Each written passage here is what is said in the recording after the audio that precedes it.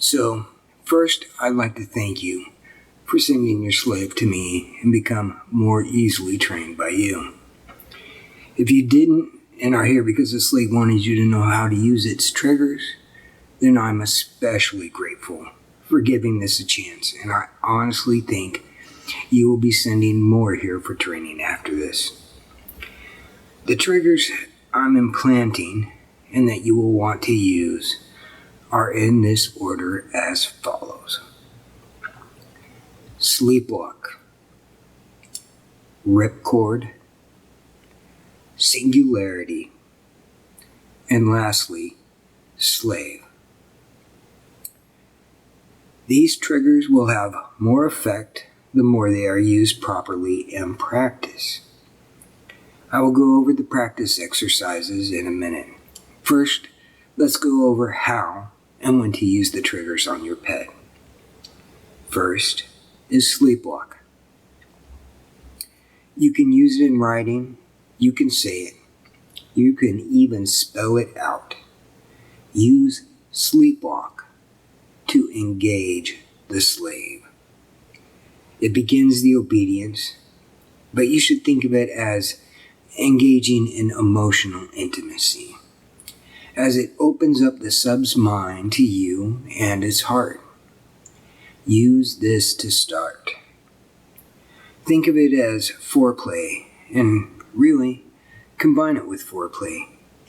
Tease it, nibble on the ear, flick its dick, grab its ass. Sleepwalk starts the engine. The more you use it this way, the more effective it will become, especially combined with the training exercises I'm having it do. Next is ripcord.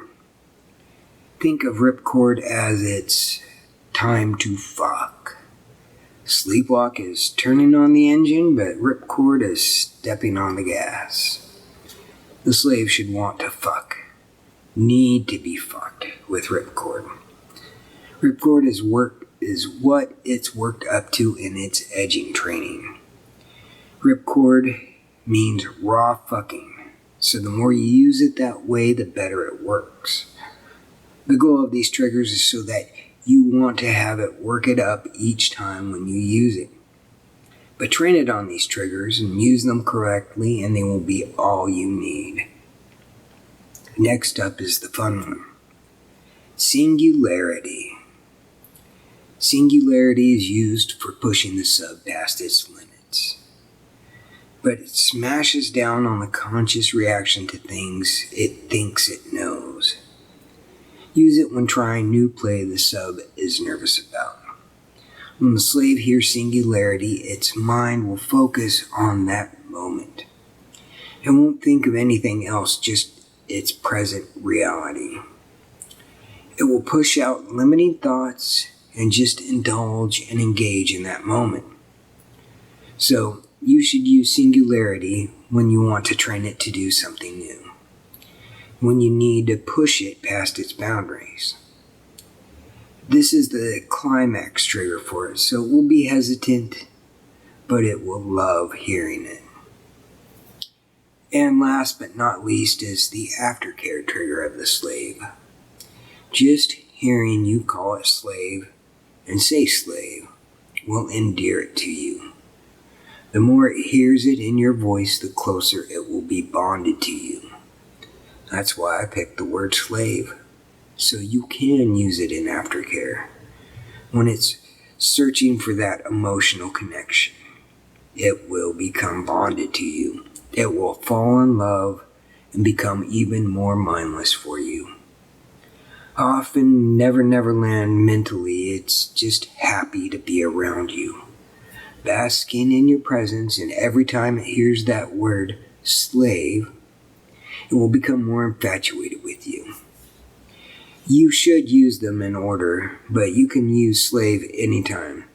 Just know it will associate that trigger with bonding to you.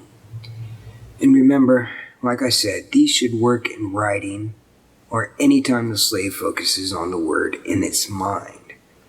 So how and when it's used is up to you, but enforce them with these meanings and it will become automatic. The more often you use them, the more effective they will become, but please feel free to get creative.